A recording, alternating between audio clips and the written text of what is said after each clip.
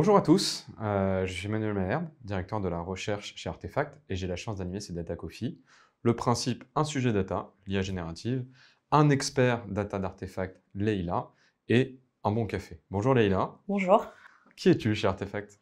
Eh bien, moi, je suis Leïla Achour, je suis directrice du développement au sein de notre agence créative qui s'appelle Artefact 3000, qui est en fait l'agence de publicité intégrée à Artefact. L'agence existe depuis 6 ans maintenant. Et globalement, elle réunit toutes les capacités créatives et de création de campagne au sein du groupe. Et donc, en termes d'IA générative, quels ont été les changements que tu as pu voir côté créa? Alors l'IA générative, elle est arrivée un petit peu comme un gros boom, on va dire, dans notre univers. Elle a suscité au début beaucoup de questions, c'est-à-dire que les capacités techniques sont arrivées avant même qu'on sache quels usages réels on allait en faire. Donc on va dire que dans un premier temps, ça a été un moment de grande curiosité, où tout le monde a un petit peu touché à tout, essayé de comprendre un petit peu ce qu'on pouvait faire avec ces outils. Et aujourd'hui, avec plusieurs mois de recul, on se rend compte qu'il y a certaines de nos activités, certains de nos process qui ont été pas mal chamboulés, mais dans le sens positif du terme. Globalement, nous, pour résumer, notre vision des IA génératives aujourd'hui, c'est qu'elles viennent augmenter la manière dont on fait nos métiers. Elles viennent plutôt booster la créativité au sein de l'agence que, comme on a pu l'entendre parfois, être un remplaçant voilà, de nos métiers. Voilà, rassuré. Et en termes de métier, tu vois un petit peu les transformations, comment? Ouais, alors on va dire que le métier qui a été le plus impacté, évidemment, c'est vraiment les créatifs, ceux qui sont en charge de trouver des idées, de créer des maquettes, créer des visuels. Eux, on va dire que dans leur quotidien, il y a eu un gain de productivité énorme grâce à l'IA. On va dire que l'IA générative, aujourd'hui, c'est un petit peu un super assistant pour nos créatifs, parce que on va dire que dans la phase d'identification des idées, de réflexion, de conception, de ce qu'on appelle la conception, ils continuent à être vraiment les premiers à avoir un rôle clé. Les idées, elles viennent encore par l'humain et je pense qu'on a encore beaucoup de temps devant nous avant que l'IA soit au niveau des humains parce qu'il manque un facteur d'imprévisibilité qui permet de faire des sauts créatifs. En revanche, dans tout ce qui est développement de la création, c'est-à-dire le moment où d'un concept, il va falloir l'illustrer, créer des maquettes, créer des storyboards, toute cette partie-là qui avant prenait énormément de temps parce qu'il fallait faire manuellement de la recherche d'images, il fallait faire appel à des illustrateurs, par exemple, pour créer les maquettes, il fallait faire des photomontages. Aujourd'hui, c'est un travail qui prenait des jours, voire des semaines. Aujourd'hui, on peut faire appel à l'IA et obtenir des résultats qui sont hyper réalistes, hyper qualitatifs, sur lesquels on peut vraiment demander précisément ce qu'on veut, et du coup générer des visuels hyper aboutis, alors qui ne sont pas encore en qualité, on va dire, production, mais qui, pour de l'illustration et de la projection dans les concepts, sont vraiment super, et tout ça en quelques minutes, quelques heures éventuellement. Donc on va dire qu'aujourd'hui, si je résume, le gros enjeu, nous, pour nos créatifs, c'est justement de pas seulement être des créatifs, mais aussi de devenir des super prompt engineers. C'est-à-dire qu'on les forme vraiment et ils se forment à écrire des prompts qui soient suffisamment efficaces pour obtenir, on va dire, de la visualisation en phase avec leurs idées. Donc c'est surtout sur la génération d'images que vous utilisez l'IA générative. Ouais, tout à fait. On va dire que la génération d'images, c'est le plus grand cas d'usage qu'on a aujourd'hui. Ça, c'est dans notre quotidien, c'est dans nos process. Il y a d'autres métiers qui sont évidemment impactés, comme le planning stratégique, par exemple. Dans toute la phase d'analyse, de recherche d'éléments factuels, on va un petit peu se servir de l'IA, notamment de ChatGPT. Mais pour ça, il a fallu qu'on construise des méthodologies, des frameworks qui nous permettent d'obtenir des informations qui soient fiables, qui soient suffisamment riches, parce que ça ne viendra pas non plus remplacer de la desk research, on va dire, traditionnelle, parce qu'aujourd'hui, il y a quand même quelques limites, on va dire, à la qualité des résultats qu'on obtient par IA. Il y a d'autres métiers, comme évidemment les développeurs, qui aujourd'hui peuvent s'appuyer aussi sur l'IA pour obtenir du code. Mais la génération d'images, notamment avec Midjourney, c'est vraiment le premier cas qui a vraiment changé au sein de l'agence.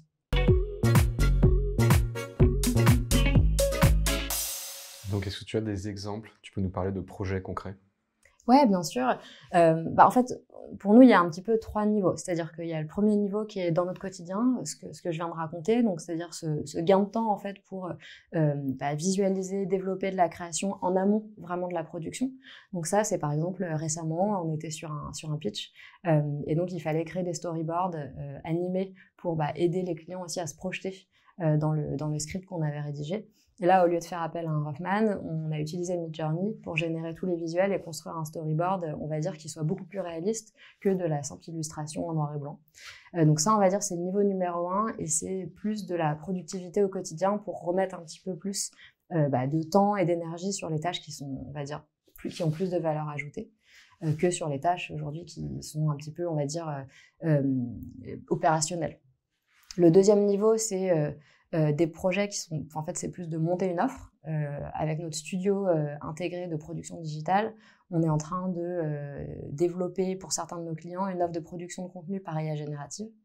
Donc là, par exemple, on travaille pour des retailers qui ont des gros besoins en production de contenu à générer en fait automatiquement des contenus audio, vidéo qui soient hyper personnalisés pour l'ensemble de leurs cibles et tout ça en maintenant un niveau de qualité qui est évidemment hyper important pour maintenir l'image de la marque partout, sur tous ces canaux. Donc ça, on va dire, c'est un des deuxièmes grands projets qui nous animent.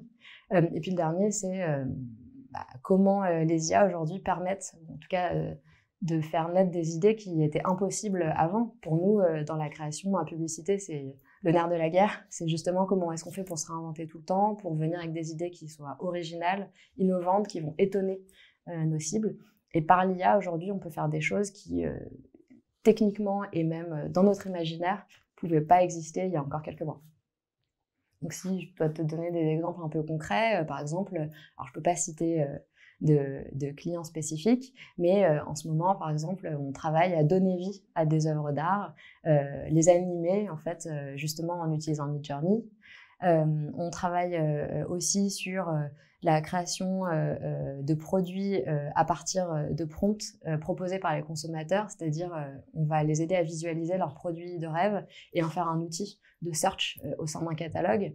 On travaille aussi pour un client à générer des paroles de musique et même générer carrément des morceaux et des voix associés pour que les consommateurs à la fin deviennent un petit peu partie prenante aussi dans un processus créatif. Voilà, c'est toutes ces possibilités-là.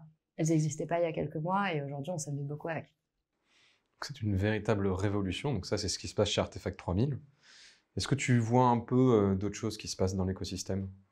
Globalement, il y a pas mal de campagnes qui sont sorties ces derniers mois et on les case un peu, nous, dans différents niveaux, on va dire. C'est-à-dire qu'il y a les campagnes vraiment qui s'appuient à 100% sur la capacité technique de l'IA.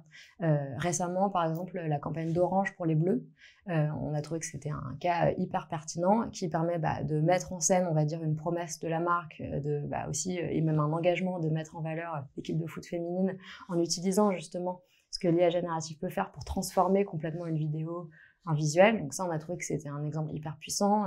On a aimé, il y a quelques mois, Heinz, qui se sert de ChatGPT et de DALL-E pour montrer l'iconicité de son produit. Quand on tape ketchup dans un outil d'IA générative, en fait, souvent, c'est une bouteille qui ressemble à une bouteille de Heinz qui ressort. McDo a fait la même chose avec ChatGPT pour le Big Mac. On trouve que c'est des exemples qui sont à la fois très simples, très malins, et du coup très directs pour les clients. Puis après, il y a d'autres niveaux où là, on va plutôt chercher à s'attaquer à la grande peur collective autour de l'IA, à la grande peur du remplacement. Et là, l'IA est moins au cœur de l'idée, c'est-à-dire que la capacité technique n'est pas utilisée. En revanche, on va s'attaquer directement à ChatGPT, on va faire des blagues autour de ça. Et c'est pareil, en fait, c'est une manière de rester ancré, on va dire, dans son temps. Et donc, qu'est-ce que tu vois pour la suite des aventures de l'IA générative ? De grandes choses. Non, pour nous, évidemment, cette accélération qu'on commence à sentir, elle va faire que augmenter, elle va faire que continuer. Donc pour nous, il y a évidemment tout sujet de continuer à former nos équipes, nos créatifs, pour que tous les outils IA, en fait, fassent pleinement partie de notre quotidien, que ce soit plus simplement, on va dire comme il y a quelques mois, des nouveaux gadgets, mais vraiment des outils parfaitement intégrés dans nos process. Mais surtout, je pense que demain, tous nos projets, d'une manière ou d'une autre, vont intégrer l'IA.